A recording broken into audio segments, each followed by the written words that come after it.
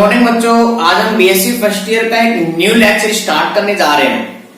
तो बच्चों, हमने जो टॉपिक स्टार्ट कर रखा था वो था हमारे पास मध्यवर्ती। और बच्चों, आज का जो हमारे पास एक नया मध्यवर्ती है वो है नाइट्रिन।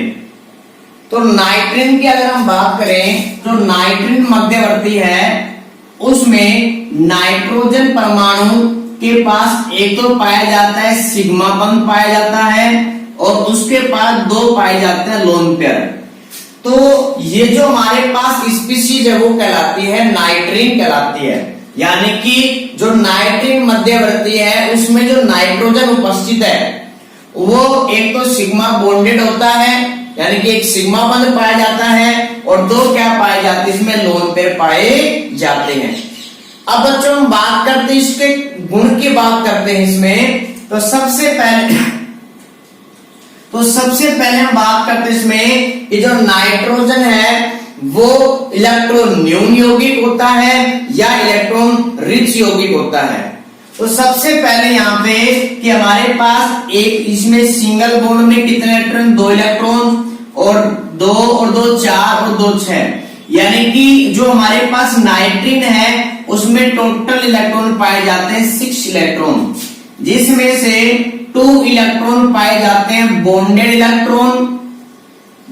इलेक्ट्रॉन पाए जाते हैं, जबकि 4 इलेक्ट्रॉन पाए जाते हैं नॉन बॉन्डिंग इलेक्ट्रॉन्स। यानी कि हम ये कह सकते हैं कि 2 क्या पाए जाते हैं, इसमें लोन पेयर पाए जाते हैं। तो यानी कि यहाँ पे जो नाइट्रिन है उसमें 8 इलेक्ट्रॉन से कम इलेक्ट्रॉन है।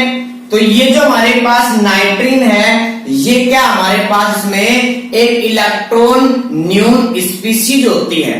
ठीक है बच्चों, अब हम बात करते हैं इसमें कि यहाँ पे आवेश। तो यहाँ पे किसी भी प्रकार का आपको आवेश दिखाई नहीं दे रहा है। तो जो हमारे पास नाइट्रिन है वो कैसी स्पीशीज होती है, उदासीन स्पीशीज होती है। कैसी होती है बच्चों, उदासीन होती है। बच्चों हम बात करते हैं इसकी सक्रियता की। तो जो आपके पास नाइट्रिन है वो एक अति सक्रिय मध्यवर्ती पाया जाता है, या हम कह सकते हैं एक अति क्रियाशील मध्यवर्ती होता है।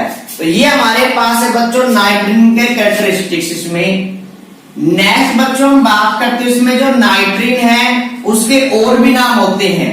बच्चों हम बात करते जो नाइट्रिन है उसका नाम होता है एजीन भी कहते हैं इसको, और इसका दूसरा नाम होता है इमीन, और दूसरा नेक्स्ट हमारे पास होता है इमिडोजीन। तो ये हमारे पास जो नाइट्रिन है उसके और भी नाम होते हैं। एक नाम होता है एजीन, दूसरा होता है इमीन और थर्ड हमारे पास होता है इमिडोजीन। अब नेक्स्ट बच्चों हम बात करते हैं कि जो हमारे पास नाइट्रिन है उसके कुछ एग्जाम्पल।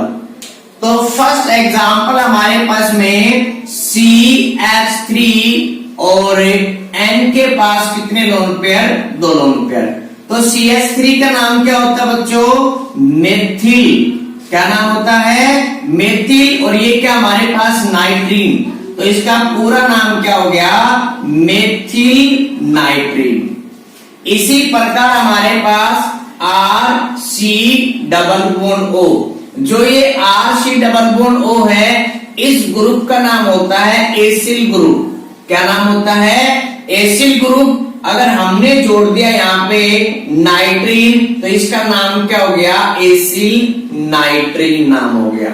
तो ये हमारे पास 2 एग्जाम्पल है नाइट्रिन के।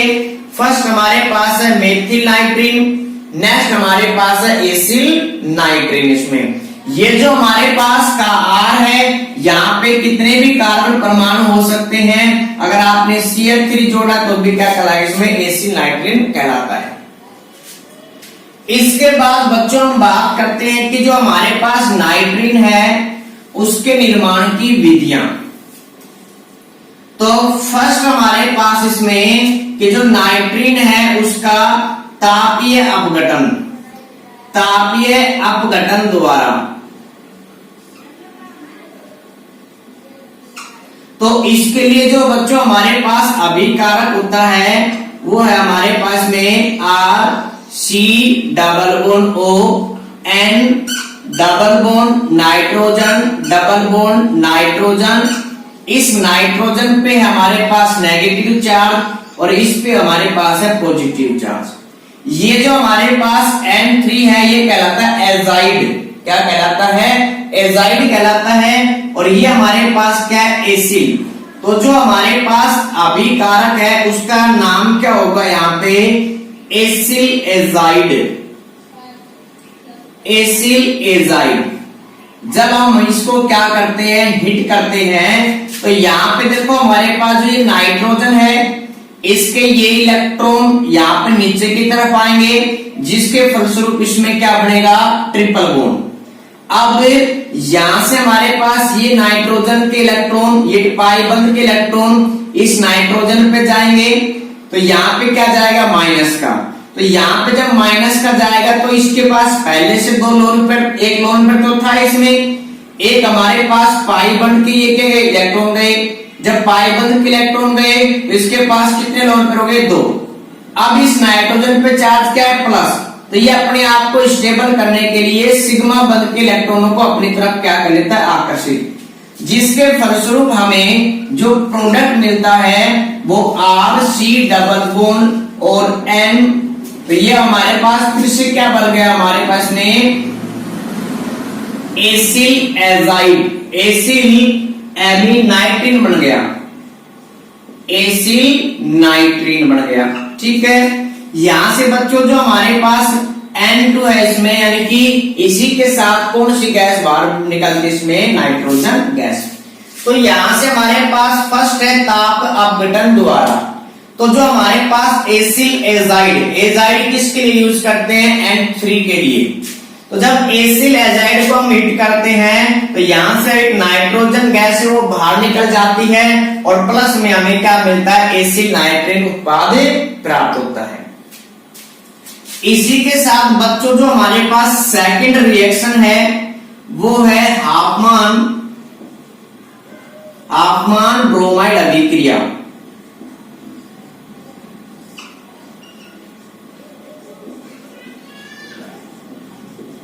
हाफमान ब्रोमाइड अभिक्रिया। इसमें जो बच्चों हमारे पास अभिकारक है वो होता है हमारे पास इसमें एमाइड, एमाइड होता है। और इस एमाइड की अभिक्रिया हम कराते हैं किसमें? ब्रोमीन अणु से। और एक बेस की उपस्थिति में क्या कराते हैं? अभिक्रिया। जब एमाइड की अभिक्रिया ब्रोमीन और बेस से करवाते हैं तो हमें जो प्रोडक्ट प्राप्त होता है वो हमारे पास होगा एसिल नाइट्रीन। क्या होगा? एसिल नाइट्रीन होगा। और प्लस में दो अणु किसके मिलेंगे? HBr के, हाइड्रोजन ब्रोमाइड के मिलेंगे। तो सेकंड जो हमारे पास रिएक्शन है जिसकी सहायता से हम नाइट्रीन का फॉर्मेशन करते हैं वो हमारे पास है हॉफमान ब्रोमाइड अभिक्रिया। जब हॉफमान जो ब्रोमाइड अभिक्रिया है उसमें हमारे पास जो अभिकारक है वो क्या होता है? एमाइड। जब एमाइड की अभिक्रिया ब्रोमीन से कराते हैं, किसकी प्रेजेंस में कराते हैं? बेस की प्रेजेंस में कराते हैं, तो हमें नाइट्रीन प्राप्त होगा। कौन सा? एसिड नाइट्रीन। और दो अणु किसके निकल जाएंगे? हमारे पास हाइड्रोजन ब्रोमाइड की। अब हम बच्चों बात करते हैं इसके मैकेनिज्म की कि आखिरकार ये जो हमारे पास है ये एसिल एजाइड का निर्माण किस प्रकार हुआ। तो हमारे पास अभिकारक क्या है? हमारे पास अभिकारक है इसमें एमाइड। तो C डबल बॉन्ड O और इस नाइट्रोजन के पास कितने हाइड्रोजन प्रेजेंट है? दो। और यहाँ पे एक क्या पाया जाता है? लोन पेयर पाया जाता है। सबसे पहले हम इसके रिएक्शंस कराते हैं, बेस से कराते हैं। जब किसी क्षार से अभिक्रिया कराएंगे तो बच्चों क्षार का कार्य क्या होता है? क्षार का प्रमुख कार्य होता है कि जो आपके पास OH, जो आपके पास H है उसको H प्लस के रूप में यानी कि प्रोटॉन के रूप में क्या करना? बाहर निकालना। तो यहां से जो हमारे पास बेस है ये क्या करेगा? इस H को H प्लस के रूप में क्या निकाल लिया? बाहर निकाल लिया। तो ये जो हमारे पास सिग्मा बंध के जो इलेक्ट्रॉन है वो किस पे चले जाएंगे? नाइट्रोजन पे। और यहां से किसका अणु बाहर निकल जाएगा, जल का अणु क्या होगा, बाहर निकल जाएगा। अब यहां से जब ये सिग्मा बंध के इलेक्ट्रॉन इस नाइट्रोजन पे गए तो हमें क्या मिला इसमें कि RC double bond O single bond है नाइट्रोजन। तो नाइट्रोजन पे जो लोन पेयर है उसको बच्चों हम दिखा नहीं रहे इसमें, क्योंकि लोन पेयर तो होता है सभी को मालूम है, लेकिन ये जो सिग्मा बंध के इलेक्ट्रॉन गए तो यहाँ पे ये सिग्मा बंध के इलेक्ट्रॉन को प्रदर्शित किया। जब इलेक्ट्रॉन नाइट्रोजन पे आए तो चार्ज क्या आया, माइनस का। अभी भी इस नाइट्रोजन के साथ क्या जुड़ा हुआ है, एक हाइड्रोजन जुड़ा हुआ है। अब इसकी अभिक्रिया हम कराते हैं ब्रोमीन अणु से करवाते हैं।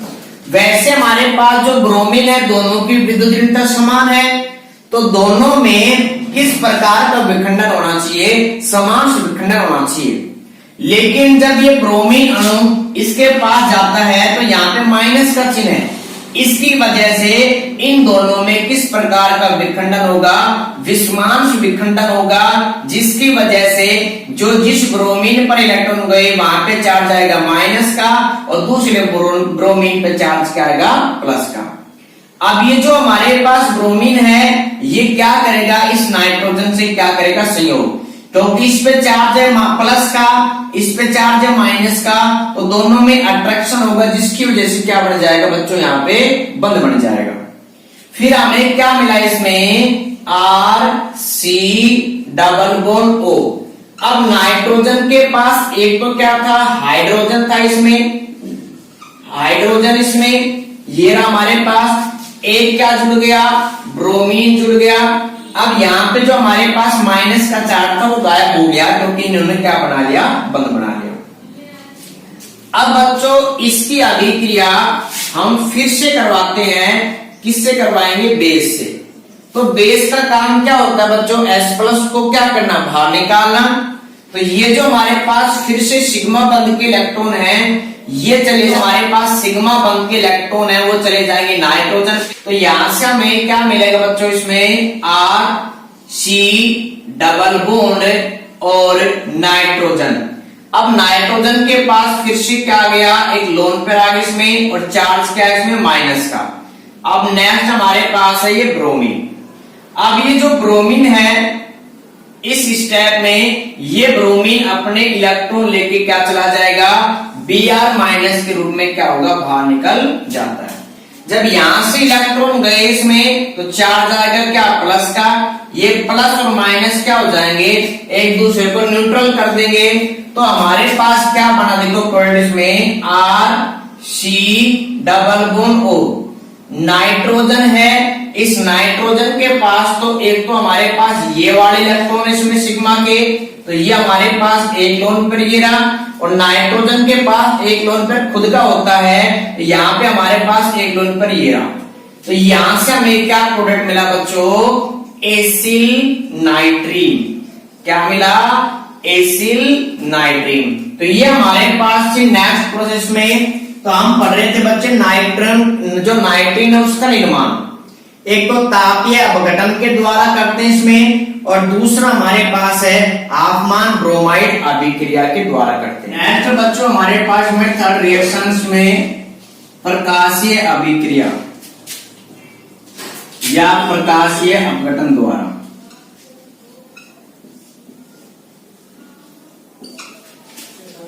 इसमें जो हमारे पास अभिकारक है बच्चों, इसमें जो हमारे पास अभिकारक है RN double bond C double bond O, इसका नाम होता है एल्किल आइसोसाइनेट। एल्किल आइसोसाइनेट जब इसको प्रकाश की उपस्थिति में इसकी अभिक्रिया कराते हैं तो जो हमें प्रोडक्ट मिलेगा वो RN यानी कि एल्किल नाइट्रीन मिलेगा, और यहां से कार्बन मोनोऑक्साइड का अणु क्या होगा, बाहर निकल जाएगा। तो ये हमारे पास था बच्चों में थर्ड प्रकाशिक अपघटन द्वारा। तो नाइट्रीन की बात करें तो नाइट्रीन एक ऐसा मध्यवर्ती है जिसमें जो नाइट्रोजन परमाणु है वो एक सिग्मा बंध के द्वारा बंधित होता है और दो उस पे क्या पाए जाते हैं, लोन पेयर पाए जाते हैं। नाइट्रीन एक इलेक्ट्रॉन न्यून स्पीशीज होती है और एक उदासीन स्पीशीज होती है। इसी के साथ ये एक अति क्रियाशील मध्यवर्ती होता है। फिर हमने बात किसमें, नाइट्रीन के एग्जाम्पल। फिर नाइट्रीन का निर्माण, नाइट्रीन का निर्माण 3 विधियों से होता है। फर्स्ट हमारे पास इसमें तापीय अपघटन द्वारा, दूसरा हमारे पास है ब्रोमाइड ओफोन ब्रोमाइड अभिक्रिया द्वारा और थर्ड हमारे पास प्रोसेस है प्रकाशीय अपघटन द्वारा। तो ये हमारे पास बच्चों है नाइट्रीन मध्यवर्ती।